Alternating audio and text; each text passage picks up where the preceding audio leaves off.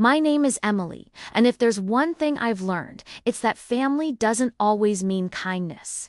For as long as I can remember, there's been this one person who stood above the rest of us, like some kind of queen, my Aunt Vivian.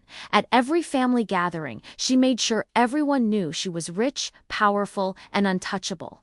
She carried herself with this smile that wasn't warm at all, it was sharp.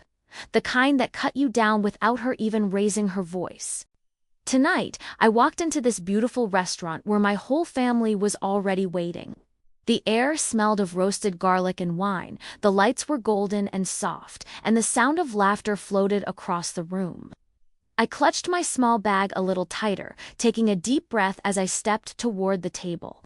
Everyone looked dressed to impress, and then there was me, simple, quiet, not flashy like the rest. That's how they've always seen me. As I pulled out my chair, I caught Vivian's eyes from across the table. She tilted her glass of champagne toward me, like she was already preparing for the moment she'd get her laugh at my expense. I've seen that look too many times. For years, I let it sting me, let it make me feel small. But tonight feels different. I smiled politely, keeping my voice calm as I said hello. Inside, though, there was something else, something steady and unshakable. Because what no one at this table knew, not even Vivian, with her smug grin and perfect pearls, was that I wasn't here just to eat dinner. I was here for something bigger. And before this night was over, everything she thought she knew about me would change. Growing up, my Aunt Vivian never missed a chance to remind me of the gap between her world and mine. I can still see her at Christmas, dripping in diamonds, handing out expensive gifts to my cousins while sliding a tiny wrapped box toward me with a smirk. Inside would be something cheap, almost mocking, like a plastic keychain or a single pair of socks. And every time she'd laugh and say, "Well, darling, it's the thought that counts. Isn't that right?" The whole room would laugh with her, and I'd sit there pretending it didn't bother me. At family birthdays, she'd make comments about my clothes. "Emily, that dress is sweet. Did you pick it up on clearance?" I'd force a smile even as my cheeks burned. My cousins wore designer brands, shoes that cost more than my entire paycheck, and there I was, trying to stretch every dollar I earned from part-time jobs. But behind those smiles I gave her, I was learning something. While she spent money just to show it off, I was saving mine. While she mocked me for working long hours, I was studying contracts, reading about investments, and figuring out how the world of business actually worked. Nights when she was out sipping wine in some high-rise lounge, I was home at my kitchen table, balancing bills, scribbling notes, and teaching myself how to climb, one step at a time. She thought she was winning, that every joke cut me down smaller, but she never realized she was giving me fuel. Every cruel laugh, every smirk, every whisper about how I'd never make it, I tucked it away like firewood, and one day I promised myself I'd be ready to strike the match. The dinner started off the same way it always did: loud chatter, clinking glasses, everyone trying to one-up each other with stories about vacations, promotions, and new cars. I stayed quiet, just listening, letting them think I had nothing to add. Vivian was in her usual spot at the center of it all, laughing like she owned the room. When the waiter brought over the dessert menus, I barely glanced at mine. I was still finishing my meal when I heard her voice cut through the noise. "Oh, Emily, don't bother looking at that," she said, loud enough for the entire table to hear. "We all know you can't even afford a slice of cake here." The laughter that followed felt like a knife. My cousin choked on his drink, trying to hide a grin. Another leaned over and whispered something I couldn't hear, but I knew it was about me. My uncle gave that awkward cough people do when they don't want to get involved. And me, I just sat there, frozen, my hands gripping the edge of the table so tightly my knuckles turned white. Inside, I was burning, my face was hot, my chest heavy, but on the outside, I stayed calm. I lifted my head, looked right at Vivian, and gave her the smallest smile. "You're probably right," I said softly, my voice steady even though my heart was racing. I excused myself, pushing back my chair as if I just needed a moment to breathe. But in truth, I already knew what I was going to do. Out in the quiet hallway, away from their laughter, I pulled out my phone. One quick message, one simple signal. My plan was set in motion, and Vivian had no idea what was about to hit her. I walked back to the table with a calmness that didn't match the storm inside me.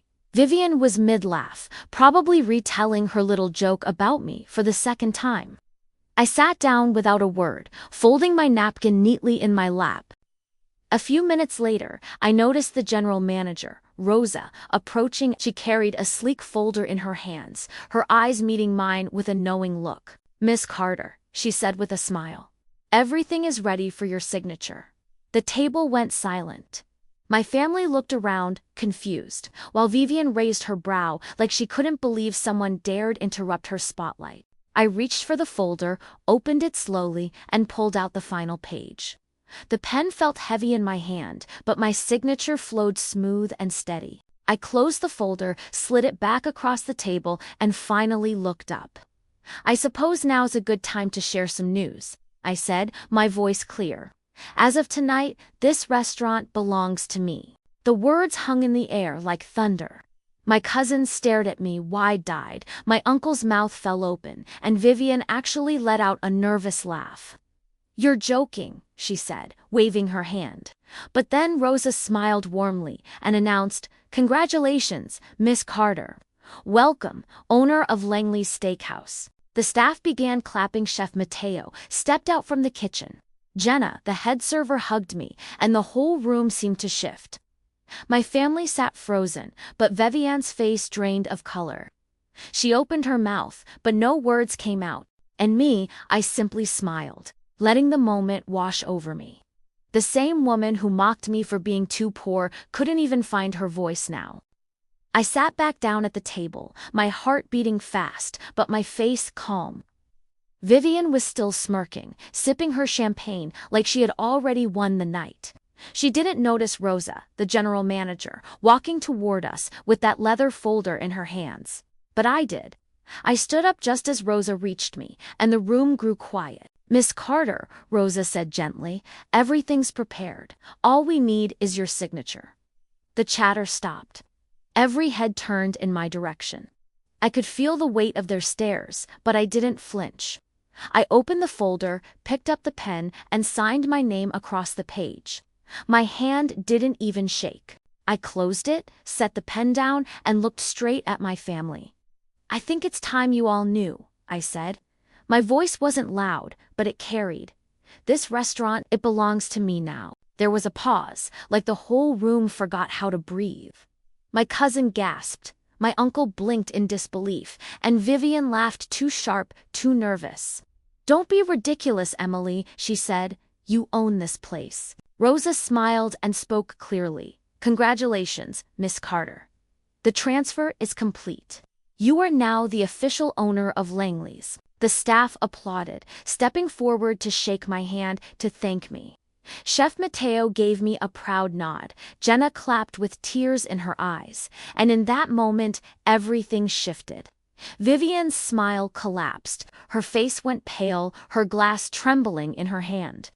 She wanted to speak, but nothing came out. I just stood there, calm and steady, a smile touching my lips. The girl she mocked for being too poor now owned the very room she sat in. For a long moment, no one said a word. The sound of forks and glasses from other tables seemed miles away. My family just sat there staring, and Vivian, she looked like someone had pulled the rug out from under her.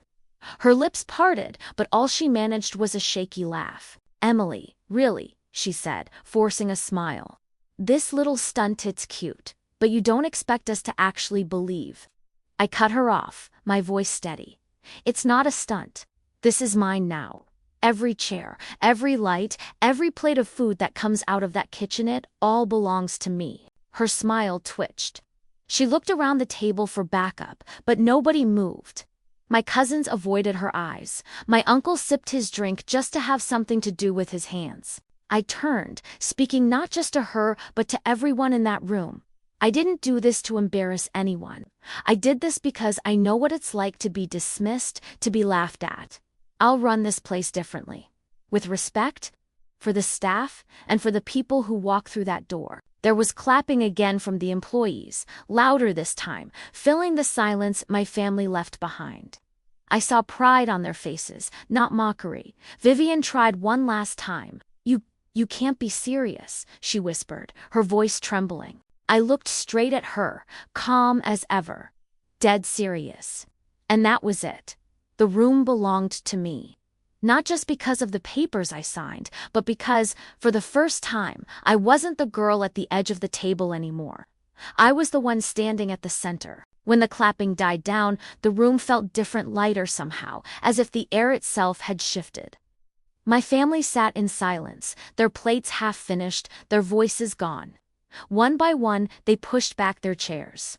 My cousins left without looking at me. My uncle muttered something under his breath, and then there was V. He stood slowly, her hand still gripping her glass, her face pale as if all the color had drained away. For once, she had no clever remark, no cutting laugh. She just turned and walked out, her heels clicking against the floor like an empty echo. I stayed behind. The staff came over, shaking my hand, thanking me, their smiles genuine. Jenna hugged me tightly and whispered, "We're lucky to have you." Chef Mateo promised to make the menu stronger than ever. For the first time in years, I didn't feel small around people. I felt enough. After the room settled, I found myself at a quiet table in the corner. A waiter brought over a slice of chocolate cake, rich and perfect, the kind I'd once been too embarrassed to order. I picked up my fork, cut into it, and took a slow bite. Sweet, warm, soft, it tasted like victory, but more than that, it tasted like freedom. I leaned back in my chair, letting out a deep breath I hadn't realized I'd been holding all these years. I didn't need to gloat. I didn't need to chase anyone's approval anymore. As I looked around the restaurant, my restaurant, I smiled. Not the nervous smile I used to wear, but one filled with quiet pride. I had turned years of humiliation into strength. And now, the silence left by Vivian was the sweetest sound I'd ever heard. If you felt something in this story, don't forget to like, share, and subscribe so you never miss the next chapter of revenge, drama, and life lessons. And I'd love to hear your own stories. Share them in the comments because your voice matters here.